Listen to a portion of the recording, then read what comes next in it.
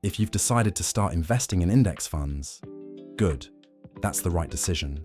But most people picking their first index fund make one of three mistakes. They pick the FTSE 100 because it sounds British and safe. They ignore the fee because 0.75% sounds tiny. And they pick income instead of accumulation without knowing what the difference actually means. Quick recap for anyone who hasn't watched the investing video. What is an index fund? An index fund is a collection of companies bundled into a single investment. Instead of picking individual stocks, which is genuinely difficult, and something most professional fund managers fail to do better than average over the long term, an index fund simply buys every company in a given index and holds them all. The S&P 500 index fund owns all 500 companies in the S&P 500. The FTSE All World fund owns thousands of companies across the entire globe. You buy one fund, you own a tiny slice of all of them. Because there's no fund manager making active decisions, the fees are tiny.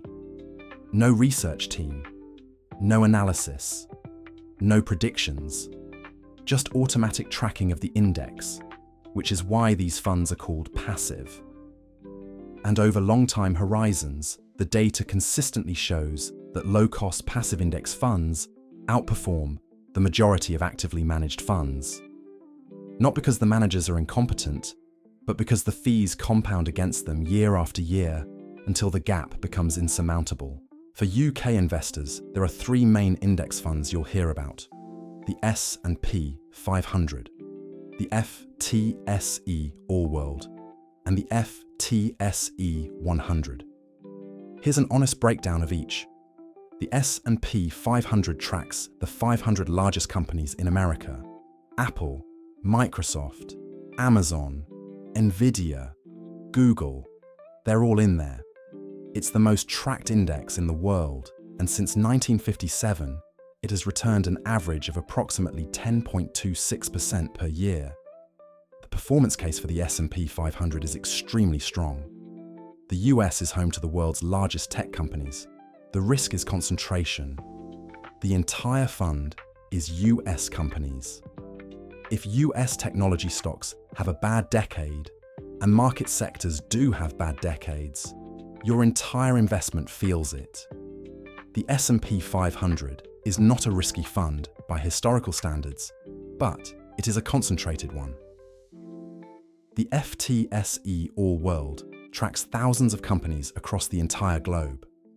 The US makes up roughly 60 to 65% of the fund by weight, because US companies are the largest.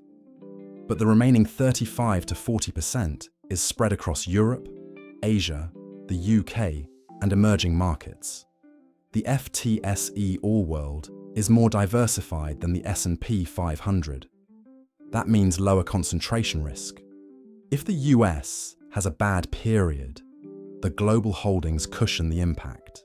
The trade-off is that global diversification has historically meant slightly lower returns than a pure S&P 500 investment.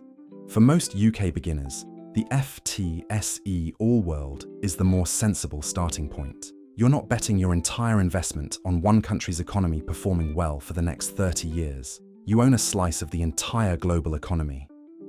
Now the FTSE 100. And this is the mistake I mentioned at the start.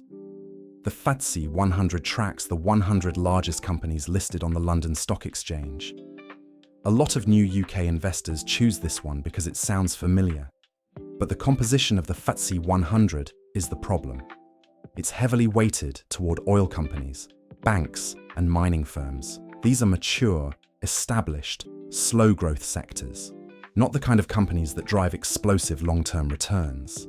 The FTSE 100 has significantly underperformed both the S&P 500 and the FTSE All World over the last decade, not because the companies in it are bad, but because the sectors they operate in have grown more slowly than global technology and innovation. Choosing the FTSE 100 because it's British isn't a patriotic investment decision. It's a familiarity bias, reaching for the option that sounds comfortable rather than the option the data supports. Now, the fee conversation. And this is the one that most people completely ignore because the numbers look so small. Every index fund has an OCF, an ongoing charge figure. It's the annual fee you pay just for holding the fund, expressed as a percentage of your investment. It comes out automatically. The Vanguard S&P 500 ETF charges 0.07% per year.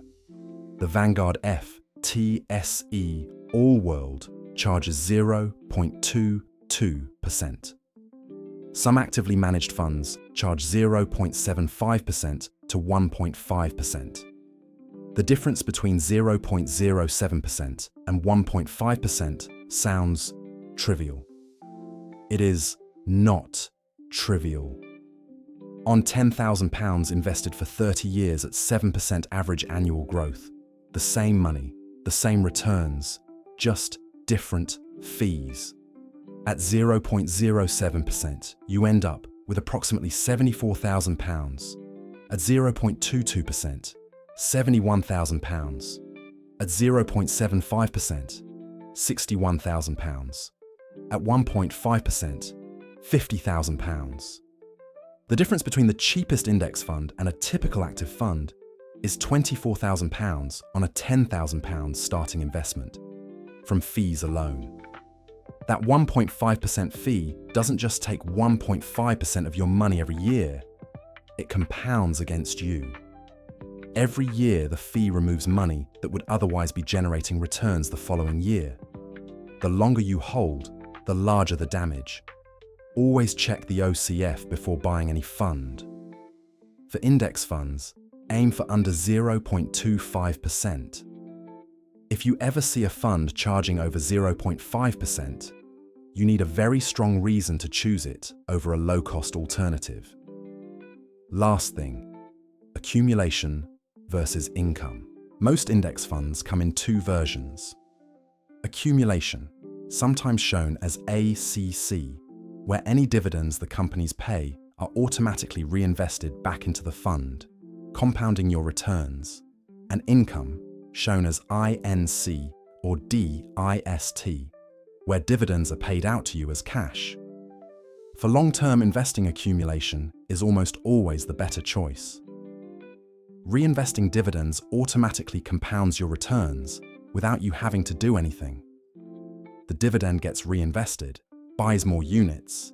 Those units pay more dividends, which get reinvested again.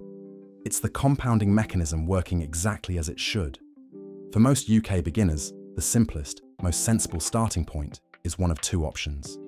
Vanguard FTSE All World Accumulation, ticker symbol VWRP. Or if you want the lowest possible fee on a global tracker, HSBCFTSE All World at 0.13% OCF. Slightly cheaper. Available on most major platforms. Does the same job. Both are sensible. Both are globally diversified. Both are accumulation. Pick one and start. The decision between them matters far less than the decision to begin. Let's recap. Index funds are passive. They track an index, charge tiny fees, and outperform most active funds over the long term. The three main options: the S&P 500 for US exposure and strong historical returns, the FTSE All World for global diversification, and the FTSE 100, which most beginners should probably avoid due to its heavy weighting towards slow growth sectors. Fees compound against you. A 1.5% OCF costs £24,000, more than a 0.07% OCF on £10,000 over 30 years. Always check the OCF. Aim for under 0.25%. And always choose accumulation over income if you're investing for the long term. Subscribe. Next week, I'm covering emergency funds, how much you actually need, where to keep it, and why most people either have far too little or are keeping it in completely the wrong place. Drop a comment below. Which index fund are you using or thinking of starting with? VWRP. Something else? Let's talk about it. See you Tuesday.